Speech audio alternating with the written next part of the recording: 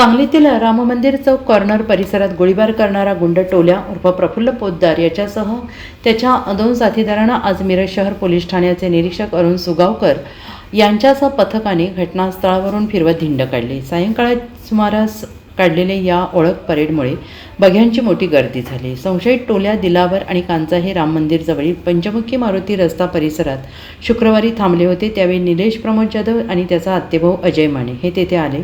अजय हा टोल्याच्या मुलाच्या वाढदिवसाला आला नव्हता। यावरून दोघात वादावादी झाली आणि वाद टोकाला गेल्यानंतर अजय माने याला जिवंत सोडणार नाही अशी धमकी टोल्याने दिली। दिलावरच्या कमरेला लावलेला पिस्तूल काढत हवेत गोळी झाडली।